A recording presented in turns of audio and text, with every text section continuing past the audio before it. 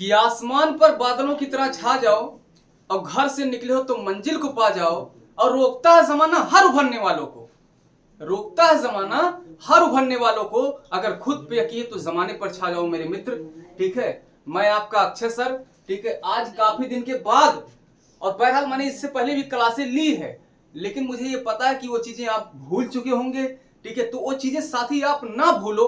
ठीक है, इसलिए मैं आपको एक बार फिर से रिवीजन के तौर पर ये क्लास लेकर आया हूं। ठीक है, अगर आप इस चैनल पर नए हैं साथियों, तो आज ही चैनल सब्सक्राइब कर लीजिए, ताकि बाद में ये ना हो कि अक्षय सर ने जो है पढ़ा कर डाला और यार मुझे पता ही नहीं चला कब डाल दिया। ठीक है भाई, अगर आज आप जो है बेल को प्रेस करते हो, तो आई थिंक दैट मैं जब भी वीडियो अपलोड करूंगा तो सबसे पहले साथी आपके पास नोटिफिकेशन जाएगा। ठीक है, तो आइए साथियों, ये समझ लीजिए सबसे जबरदस्त क्लास रहेगी। बहरहाल मैंने इससे पहले भी पढ़ा दिया है, इससे पहले भी मैं पढ़ा चुका हूं भाई। ठीक है, लेकिन जो है अब वही है कि स्मृति में नहीं रहता आपके। ठीक है, तो सबसे पहले देखिए, आजकल के जो टीचर्स होते हैं, अब इंग्लिश पढ़ाना हुआ या ग्रामर या लिटरेचर जो कुछ भी पढ़ाना हुआ, ठीक है, तो direct two parts of speech पर आ जाते हैं या फिर डायरेक्ट टेंस पर ही आ जाते हैं। तो मित्रों, मैं ऐसा कुछ आपके साथ नहीं करने वाला हूं भाई। ठीक है, पहले जो चीज हम लोग पढ़े उसके बारे में तो जान लें। ठीक है, तो थोड़ा सा साथ में मैं भी चाय वाय पी लूं यार। देखिए थोड़ा सा जो है ना, सुबह का टाइम था।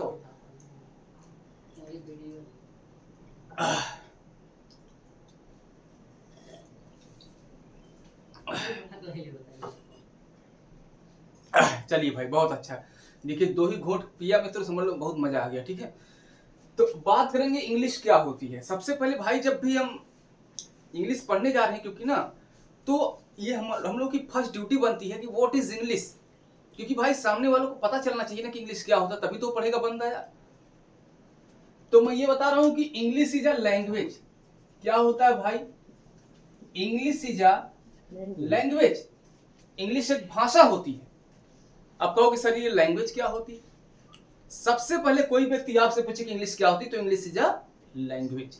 इंग्लिश एक भाषा होती है। ठीक है, और भाषा क्या होती है साथियों?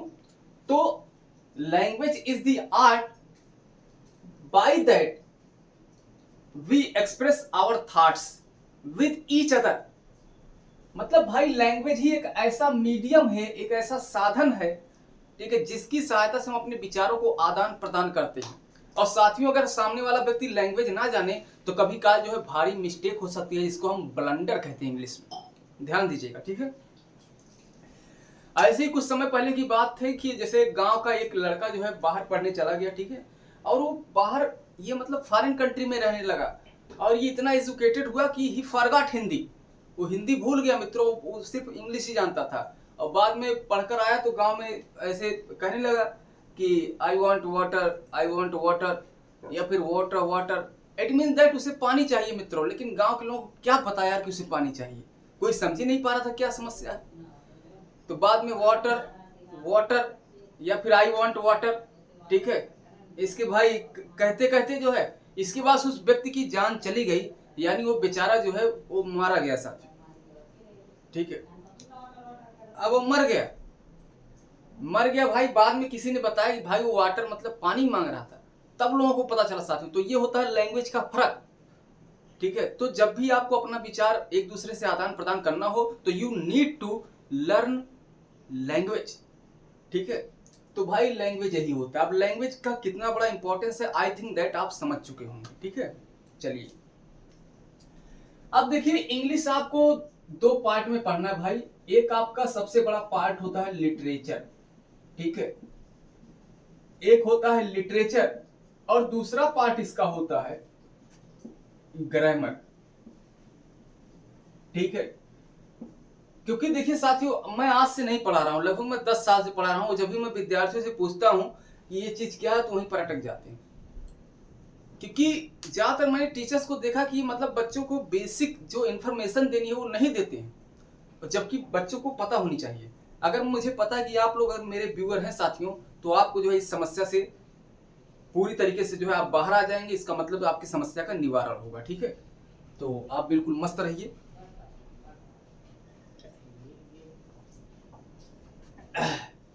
सबसे पहले हम लोग जानेंगे भाई लिटरेचर क्या होता है। लिटरेचर पढ़ेंगे है ना।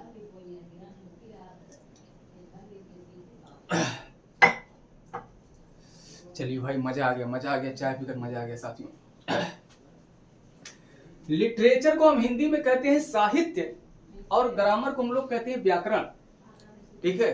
अच्छा ये बताइए लिटरेचर क्या होता है भाई, अगर कोई आपसे पूछ ले कि व्हाट इज लिटरेचर, तो देखिए literature is the mirror of the society. जो साहित्य होता है ये समाज का दर्पण होता है, साहित्य समाज का दर्पण होता है, यानी जो कुछ समाज में दिखाई जाती है वही चीजें हमारे लिटरेचर में होती है। इसीलिए कहा जाता है कि literature is the mirror of the society. ये बात ध्यान रखिएगा साथियों, ठीक है। अब बात करेंगे कि जो लिटरेचर के फादर होते हैं, ठीक है, ये कौन होते हैं। और दूसरी बात देखिए भाई, लिटरेचर को हम एक प्रकार से और डिफाइन कर सकते हैं, क्योंकि कई लोगों को डाउट हो जाता है भाई literature is the combination of prose, poetry और सप्लीमेंट्री। या फिर हम ये कह सकते हैं कि literature is the chain of, जो लिटरेचर होता है ये चेन होता है, एक जंजीर होता है, ठीक है, of prose, poetry, one act plays, drama, ठीक है, एटसेट्रा, कि इसमें जो है सभी लोगों को मिलाकर जो है तभी तो भाई लिटरेचर बनता है, ठीक है। अगर हम लोग बात करें कि फादर ऑफ लिटरेचर कौन कहे जाते हैं, माने लिटरेचर के पिता, लिटरेचर के पिता किसे कहा जाता है साथियों, तो मित्रों किसी और को नहीं कहा जाता भाई, बल्कि कहा जाता है जॉफरी चासर को। किसे कहा जाता है, जॉफरी चासर को। ध्यान दीजिएगा भाई, जॉफरी चासर को ही हम इंग्लिश लिटरेचर का फादर कहते हैं। अब मुझे ये पता है कि लिटरेचर आपको समझ में आ गया। अब देखिए ग्रामर किसे कहते हैं, ठीक है। तो grammar is the art, grammar एक कला होता है साथियों, ग्रामर एक जादू होता है। बाय दैट, जिसके द्वारा वी लर्न अ लैंग्वेज, हम किसी भाषा को सीखते हैं करेक्टली, माने सही तरीके से। क्या अगर आप लैंग्वेज, अगर क्या ग्रामर ना हो तो क्या आप लैंग्वेज नहीं सीख पाओगे? मैं ये कहता हूं भाई सीखोगे, क्योंकि आज ग्रामर आ गया। क्या इससे पहले ग्रामर था? ग्रामर नहीं था, लेकिन क्या लैंग्वेज नहीं चल रही थी? लैंग्वेज चल रही थी, लेकिन लैंग्वेज को कैसे सही तरीके से बोला जाए, कैसे सही तरीके से लिखा जाए, या सही तरीके से एक्सप्रेस किया जाए, तो उसी के लिए साथियों आपको आवश्यकता होती है ग्रामर की। अब हिंदी मैं भी बोल रहा हूं, हिंदी आप भी बोल रहे हो, लेकिन अगर ग्रामर की कमी के कारण जो है हिंदी बोलने में फर्क दिखाई पड़ सकता है। अब विद्यार्थी, क्योंकि भाई विद्यार्थियों को लैंग्वेज से ज्यादा लेना देना होता है, इसलिए उनको जो है ग्रामर पढ़ने की अधिक आवश्यकता होती है। चलिए अब हम बात करेंगे कि what is the father of English grammar, है ना, क्योंकि कई बार हम ग्रामर तो पढ़ लेते हैं, लेकिन जब कोई पूछता है कि इनके फादर कौन है तो हम बता नहीं पाते। अगर आप एक इंग्लिश के स्टूडेंट हो और अपने इंग्लिश सब्जेक्ट को आप बहुत ही अच्छा मानते हो और उसके जो है उसके फेवर में रहना चाहते हो, तो you need to learn about this fact that who is the father of English grammar, and your answer will be Lindley Murray. क्या होगा साथियों? Lindley Murray. ध्यान दीजिएगा भाई, ठीक है, एक बार सीख लोगे मजा आ जाएगा, जहां कहीं पर भी जाओगे वहीं तहलका मचा दोगे, ठीक है, उसमें कोई कमी नहीं। चलिए अब लिटरेचर हो गया, ग्रामर हो गया, ठीक है। आइए, अभी तो बहरहाल मैं लिटरेचर की क्लास लेकर आया नहीं हूँ, लिटरेचर की भी क्लास लेकर आऊंगा, लेकिन अभी फिलहाल हम ग्रामर की बात करेंगे। ग्रामर की डेफिनेशन क्या होती है मैंने उसको आपको दिखाया, इसके फादर कौन है मैंने उसको भी देखा, ठीक है। तो आइए सबसे पहले हम लोग बात करते हैं कि ग्रामर में हम सबसे पहले क्या पढ़ेंगे माय डियर स्टूडेंट्स। तो सबसे पहले हम लोग पढ़ेंगे अल्फाबेट। क्या पढ़ेंगे भाई? अल्फाबेट। कई लोग तो जल्दी में रहते हैं तो इसको ऐसे लिख देते हैं भाई अल्फाबेट, सब कहते हैं अरे यार यस लगा दिया तो क्या हुआ, ठीक है, लेकिन मेरे भाई यस लगाने से बहुत बड़ी बात हो जाती है। अब यहाँ अल्फाबेट का मतलब आपका वर्णमाला तो हुआ, लेकिन अल्फाबेट्स का मतलब वर्णमाला नहीं हुआ माय डियर, बल्कि यहाँ हुआ लैंग्वेज, क्योंकि अल्फाबेट्स का मतलब होता है लैंग्वेज या भाषा। तो आप देख सकते हो कि एक यस का प्रभाव कितना हुआ है, ठीक है, अब बताओ अल्फाबेट की संख्या कितनी होती है। मैंने अब तक जितने विद्यार्थियों से बताया सभी ने कहा सर जी 26 होते हैं, और हमारे टीचर्स ने भी बताया था 26 होते हैं। मैंने कहा बेटा जिस किताब में लिखे हो, जिस कॉपी में लिखे हो, उस किताब को कॉपी को फाड़ो, ठीक है, और नई क्लास लो, ठीक है, और अपने नॉलेज जो आप इम्प्रूवमेंट करो। There is only one alphabet, ठीक है, मात्र एक ही अल्फाबेट होती है साथियों। जिस प्रकार से माला एक होती है, माला एक होती है लेकिन फूल कई लगे होते हैं, उसी प्रकार से वर्णमाला भी एक ही होती है, लेकिन लेटर्स इसमें जो है 26 होते हैं। कितने कितने लेटर्स होते हैं भाई? 26 लेटर्स होते हैं। ये बात आप ध्यान में रखिए, ठीक है।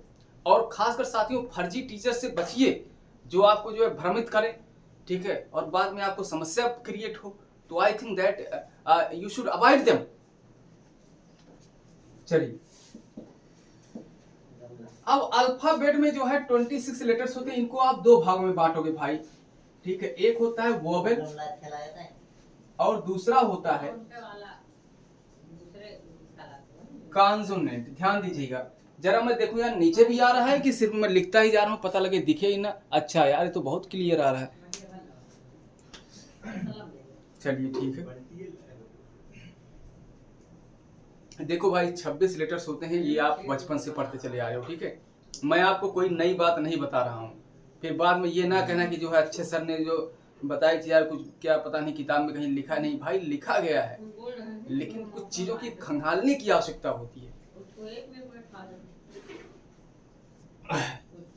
तो वावेल में कुल मिला अगर भाई, वावेल में आपके 5 लेटर्स होते हैं, जिसको आपको जानने की जरूरत होती है। A-E-I-O-U,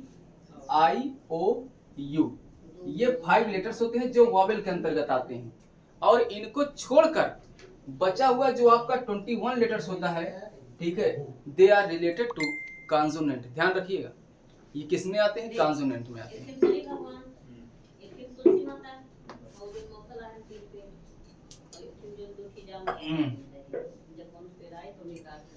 अब भाई बात करेंगे हम लोग लेटर क्या होते हैं।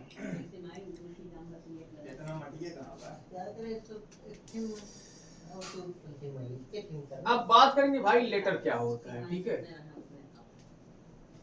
क्योंकि अक्षर तो हम शुरू से ही पढ़ रहे होते हैं, लेकिन अक्षर होता क्या है कई लोग इसी में भ्रमित हो जाते हैं। तो भाई letter is the smallest unit of a language.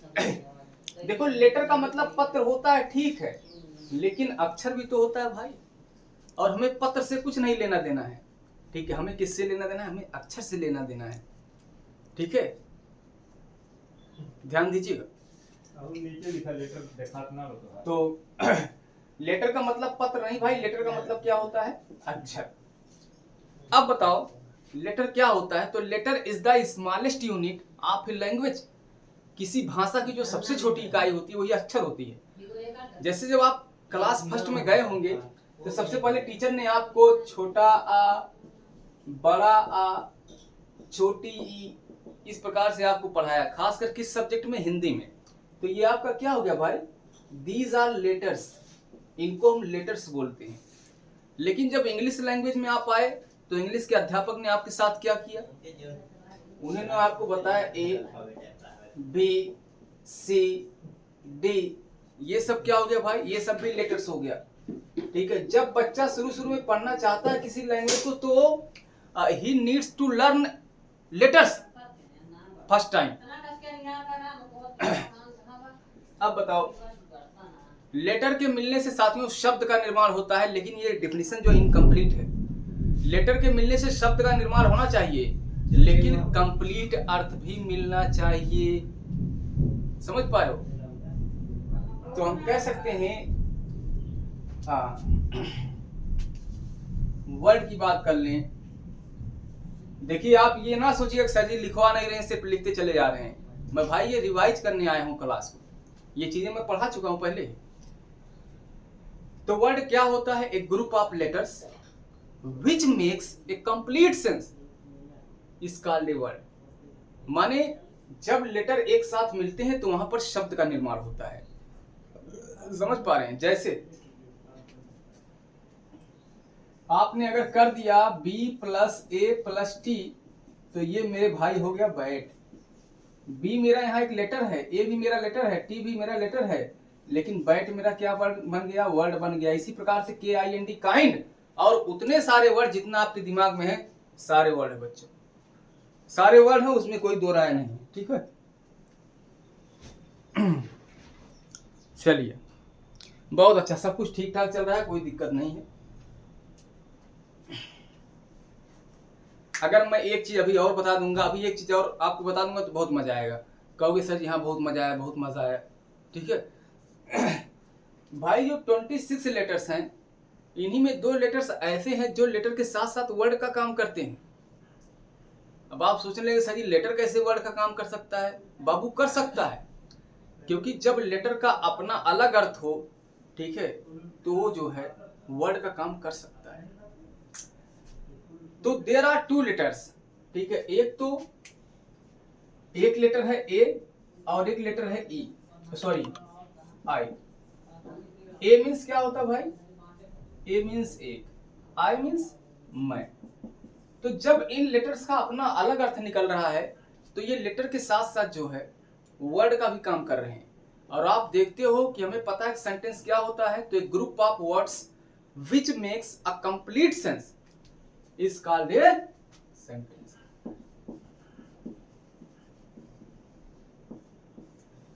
आपने बहुत सारे ऐसे सेंटेंस देखा होगा कि आई सा ए स्नैक एस्टरडे, कि कल मैंने एक सांप देखा। जरा ये बताओ, हमने ये पढ़ा है कि सेंटेंस जो है वर्ड के मिलने से बनता है, लेकिन अभी आप कहोगे आई सर ये तो लेटर है, ये भी आपको लेटर है। इसीलिए मैंने बता दिया भाई कि कंफ्यूजन ना हो, ये लेटर के साथ साथ वर्ड का भी काम करते हैं। क्योंकि आई का मतलब क्या होता है? आई का मतलब होता है मैं, और ए का मतलब होता है एक। तो इसलिए जो है ये लेटर के साथ साथ वर्ड का भी काम करते हैं। ठीक है, अब हम बात करेंगे जो सेंटेंस है, मेरा सेंटेंस कितने प्रकार का होता है। यार मैं देखो कहीं पूछा वछा है क्या कुछ, यार पूछने उछने वाला काफी दिन हो गया क्लास लेने, तो थोड़ी दिक्कत होती है। हाँ बोर्ड भी भर गया है, मुझे लगता है कि मुझे थोड़ा सा मिटाने की जरूरत पड़ेगी यार।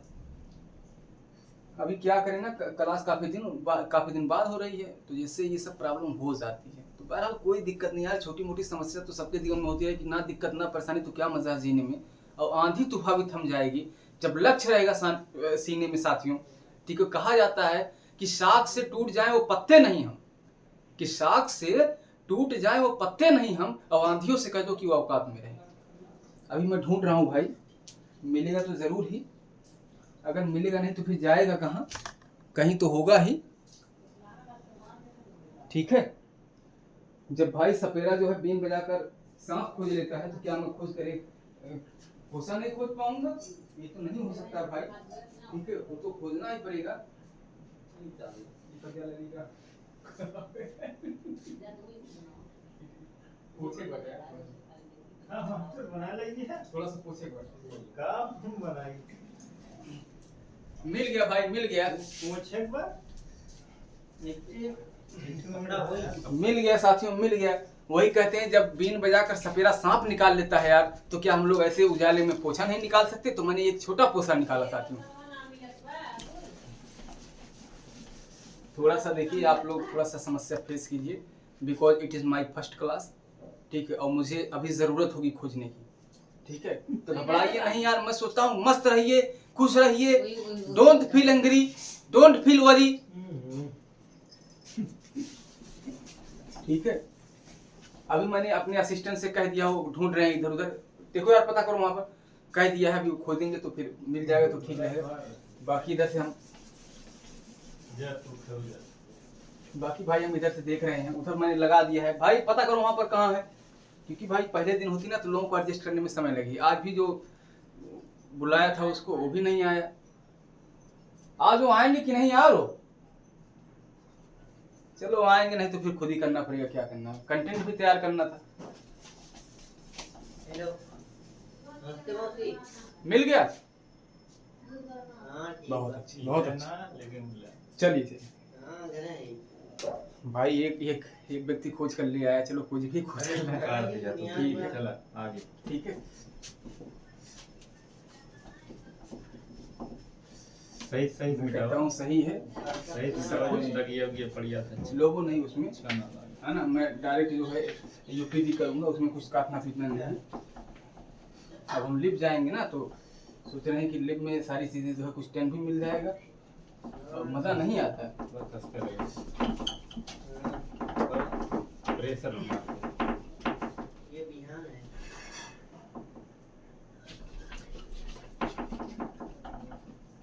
आप भी सोच रहे होंगे यार क्या क्या रंगीला मास्टर मिल गया है मुझे। साथियों मैं ऐसे ही रहता हूँ यार, चाहे मैं क्लास में रहूँ या क्लास के बाहर रहूँ, नेचर वैसा का वैसा रहता है। चाहे दुनिया पलट जाए, मुझे उससे मतलब नहीं होती है। साथियों नमस्कार। चलिए ठीक है। ओए क्या नाम, तुम इसको रखो, ये चीज़ वहाँ पर रखो। ठीक सर जी। ठीक, वहाँ पर रखो। जाओ चाय तैयार करो, चाय वो वाली भी खत्म हो गई। चलिए आइए देखो, सेंटेंस के बारे में हम लोगों ने भाई चर्चा की। अब हम लोग बात करेंगे टाइप्स ऑफ सेंटेंस की। टाइप्स ऑफ सेंटेंस आपने बहुत पढ़ा होगा बहुधा जीवन में।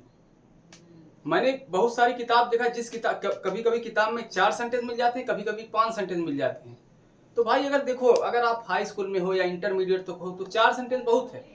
लेकिन अगर आप उससे अलग हो, यदि आप लोग तैयारी कर रहे हो किसी एग्जाम का, तो you need to learn the next type of sentence, it mean that optative sentence.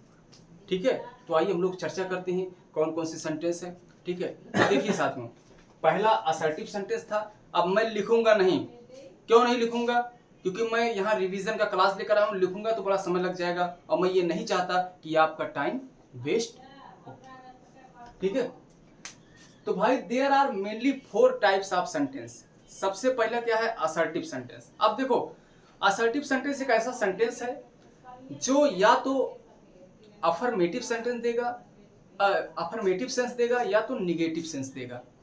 ठीक है, तो असर्टिव सेंटेंस का ध्यान रखिएगा। ठीक है, जैसे मैंने ये कहा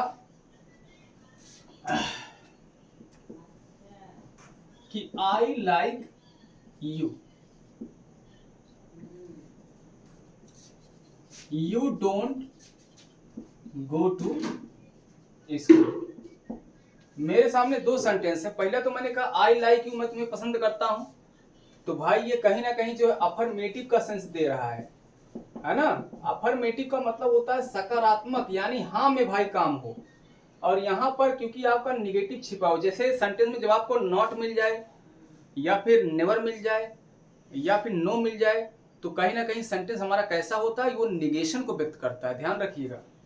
तो ये आपका सेंटेंस क्या हो जाएगा? निगेटिव सेंटेंस, है ना। लेकिन अगर मैं आपसे पूछूं कि जरा मुझे ये बताओ कि अफर्मेटिव और निगेटिव के पिता कौन है? ठीक है, माने दोनों ही सेंटेंस का किसका टाइप है? तो साथियों कोई दूसरा नहीं बल्कि वो असर्टिव सेंटेंस है। कौन सा सेंटेंस है? Assertive sentence. ठीक है,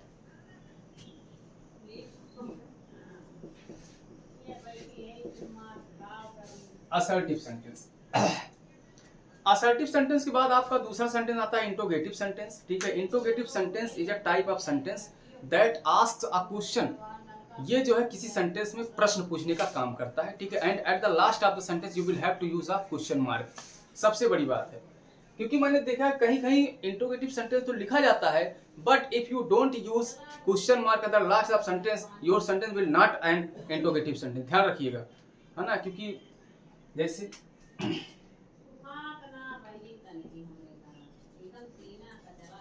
where do you live, where do you live, तुम कहाँ रहते हो। लास्ट में क्वेश्चन मार्क लगा।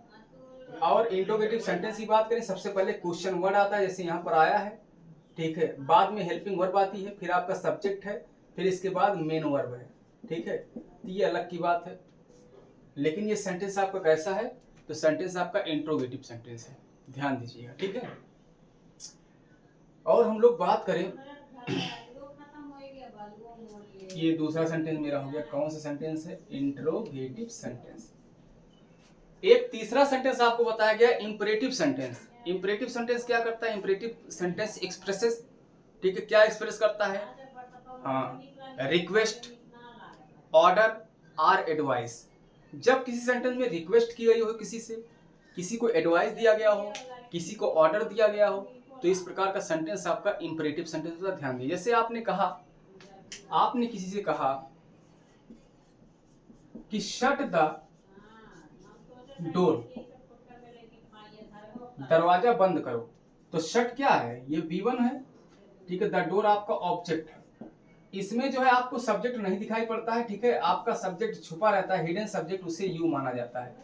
क्योंकि जब भी आप ऑर्डर देते हैं या किसी से रिक्वेस्ट करते हैं या किसी को एडवाइस देते हैं तो आप सामने वालों को देते हैं, तो इसलिए यहाँ पर जो है सब्जेक्ट यू मान लिया जाता है इंपरेटिव में। तो यहाँ पर ऑर्डर का सेंस है कि आपने कहा शट द डोर, दरवाजा बंद करो। वहीं पर अगर मुझे किसी से रिक्वेस्ट करना तो मैं कह सकता हूँ please help me, please help me, please give me a pen. तो भाई वो रिक्वेस्ट होता है, ठीक है। या मैं अगर किसी को सलाह देना चाहूं तो मैं कह सकता हूं कि डोंट वेस्ट योर टाइम, अपना समय बर्बाद मत करो। तो कहीं ना कहीं जो है इसमें जो है कैसा सेंस है, तो इसमें जो है साथियों सेंस ऑफ एडवाइस है, ठीक है। तो ये हमारा तीसरा सेंटेंस बन जाता है जिसको हम कहते हैं इंपरेटिव सेंटेंस। क्या कहते हैं, इंपरेटिव सेंटेंस। और एक चौथा सेंटेंस आता है एक्सक्लामेटरी सेंटेंस। एक्सक्लामेटरी सेंटेंस में क्या होता है, इसमें अपने हृदय की तीव्र फीलिंग को प्रकट किया जाता है। या तो जब आप कभी बहुत ज़्यादा खुश होते हैं तो उस खुशी में बोल देते हैं, या कभी काल आप बहुत ज़्यादा दुखी होते हैं तो उस दुख में बोल देते हैं, ठीक है। अब इसमें कुछ फीलिंग आती है, ऐसे आप कहते हैं हुर्रा। हुर्रा जो ये आपके हैप्पीनेस को शो करता है। सपोज दैट आप मैच जीत चुके हैं तो आप कहेंगे hurrah we have won the match, कि हम लोगों ने मैच को जीत लिया है, ठीक है। यहाँ पर एलास आ जाता है, ठीक है। भाई कोई आपका मित्र जो आपका बहुत सगा मित्र रहा होगा, ठीक है, आपके साथ खेल रहा है, या फिर आपके पड़ोस का ही कोई व्यक्ति, पता लगा कि अरे यार उसकी डेथ ही हो गई, ठीक है। तो ये सुनकर आपको बहुत आश्चर्य हो जाता है, आप दुख महसूस करते हैं और कहते हैं एलास ही इज डेड, हाय वह मर गया, हाय वह मर गया। तो यहाँ पर जो है सारों को व्यक्त किया जाता है। तो यहाँ पर आपका एक्सक्लामेटरी सेंटेंस हो जाएगा, ध्यान दीजिएगा, ठीक है। हम कह सकते हैं एलास ही इज डेड, ठीक है। इसकी ज्यादातर पहचान की हम लोग बात करें तो एक्सक्लेमेशन मार्क लगा रहता है कहीं ना कहीं सेंटेंस में देखकर। तो जो तेज विद्यार्थी होते हैं वो मार्क देखकर पहचान जाते हैं, वो मार्क देखकर पहचान जाते हैं कि कैसे है। तो ये जो आपको दिखाई पड़ रहा है ना, इस प्रकार से डंडे की तरह नीचे बिंदु हो गया, ये आपका एक्सक्लेमेशन मार्क है, ठीक है, एक्सक्लेमेशन मार्क। और कहीं कहीं आपको ऑब्जेक्टिव सेंटेंस देखने को मिलता है, ठीक है। देखिए किताबों में भी, क्योंकि भाई अब किताब भी तो कुछ किताबें भी गलत होती है, क्योंकि अथर अपने हिसाब से छाप देते हैं, तो कोई ज़रूरी नहीं है कि किताब भी सही हो। बात समझ पा रहे हैं। कभी काल मैंने अक्सर बहुत सारे क्वेश्चंस में ये देखे रहते हैं कि जैसे अगर MCQ क्वेश्चन दिया है तो वहाँ पर भाई 4 ऑप्शन में से कोई ना कोई जो सही होना चाहिए वो सही नहीं है, बल्कि गलत वाला सही बना दिया जाता है और विद्यार्थी उसको रट लेता है, याद कर लेता है, ठीक है। अगर ऐसा वो करता है तो ही इज़ रॉन्ग, ठीक है। और एक बार जो चीज़ आपके सबकॉन्शियस माइंड में चला गया ना, वो फिर हमेशा बनी रहेगी। कोई आपको जब 10 बार सही सही ये बताएगा, सही ये है, सही ये है, तब एक बार दिमाग काम करेगा, कहोगे अच्छा यार चलो ठीक है, तब जा। क्योंकि भाई जो चीज़ हम खुशी से याद कर लेते हैं वो चीज़ें हमें जल्दी भूलती नहीं है। ऑप्टेटिव में जो वहाँ पर जैसे भाई अपनी इच्छा प्रकट की जाती है, क्योंकि ऑप्टेटिव का मतलब ही होता है कि इच्छा बोधक या इच्छा सूचक वाक्य। जैसे आपने कहा, मान लो कहा कि मे यू लिव लॉन्ग, आप लंबे समय तक जीवित रहो।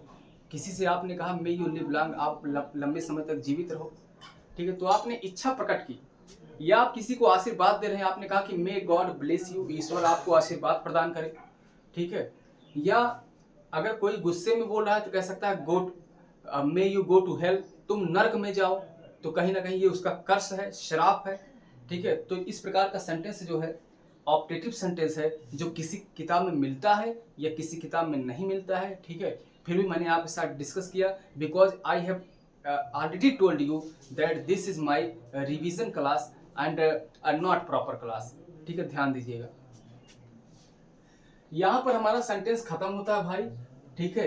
एक बात मैं और बात कर रहा हूँ, ठीक है, कि ये तो टाइप्स ऑफ सेंटेंस था। अगर हम लोग पार्ट ऑफ सेंटेंस की बात करेंगे तो पार्ट का मतलब होता है टुकड़ा। ध्यान दीजिएगा, टाइप और पार्ट में अंतर होता है। टाइप का मतलब होता है प्रकार, यानी जो चीजें हमारे समक्ष है उसी की तरह और चीजें जो होती है उनको हम टाइप्स कहते हैं, ठीक है। लेकिन जो चीजें हमारे सामने हो, जब उसका टुकड़ा कर दिया जाए, उसका भाग कर दिया जाए, तो वो पार्ट कहलाता है।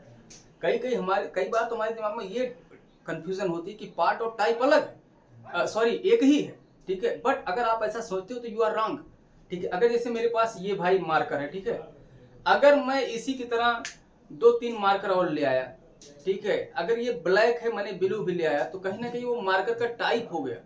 लेकिन अब ये मेरे सामने मार्कर दिया भाई, मैं तोड़ दूं, ठीक है, इसको ब्रेक कर दूं, तो ये इसका टाइप नहीं होगा बल्कि इसका पार्ट होगा, ठीक है। तो जनरली हम एक सेंटेंस को कितने भाग में तोड़ सकते हैं? तो साथियों, एक सेंटेंस को हम 2 भाग में तोड़ सकते हैं, ये बात ध्यान रखिएगा, ठीक है। कोई भी सेंटेंस हो, उस सेंटेंस को आप 2 भाग में तोड़ सकते हो।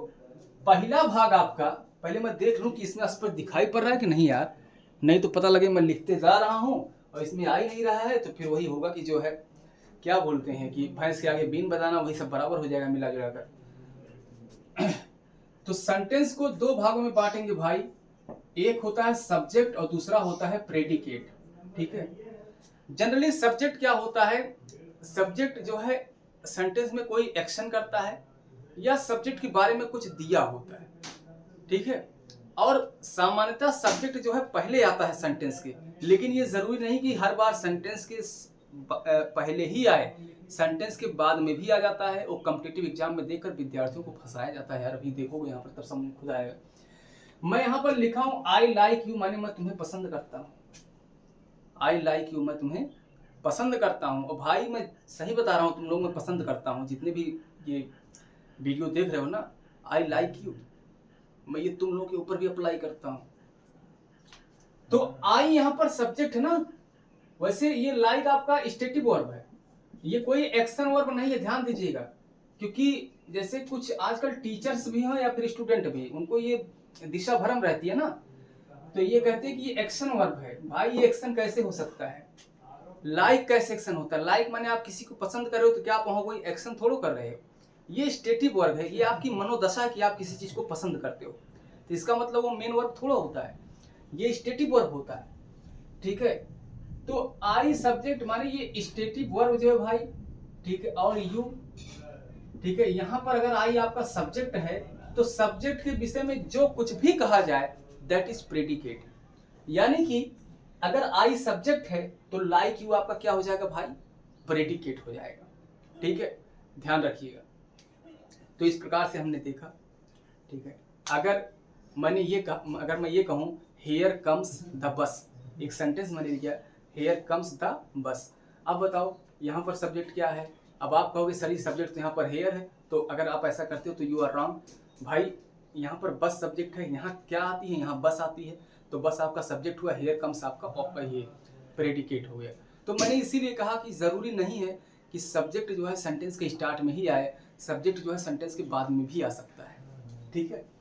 तो इस प्रकार से हमने देखा साथियों कि सेंटेंस का टाइप क्या होता है, सेंटेंस का पार्ट क्या होता है, हमने अच्छी तरीके से डिस्कस कर लिया है, ठीक है साथियों। और अगर आपने ठीक से याद कर लिया है आज की क्लास, ठीक है, तो मैं कहता हूँ अगर आपको कोई पूछेगा, चाहे आप आज यहाँ रहो चाहे दूसरी दुनिया में रहो, तो ये समझ लो साथियों वहाँ कब्र में से भी आवाज आएगी कि बाबू सेंटेंस इतने प्रकार का होता है, इसको इतने पार्ट में हम करते हैं। कभी कोई व्यक्ति आपको भुला नहीं सकता, ये बात ध्यान रखिए। क्योंकि जो चीज़ हम खुशी से याद करते हैं वो चीज़ भूलता नहीं। आज भी छोटा बड़ा याद है, आज भी हुआ सवेरा चिड़िया बोली तब बच्चों ने आंखें खोली, आज भी याद है, ठीक है। A for apple, B for ball, क्या हम कभी पढ़ने जाते? नहीं, लेकिन आज भी याद है क्योंकि हमने उसको खुशी से पढ़ा था ना।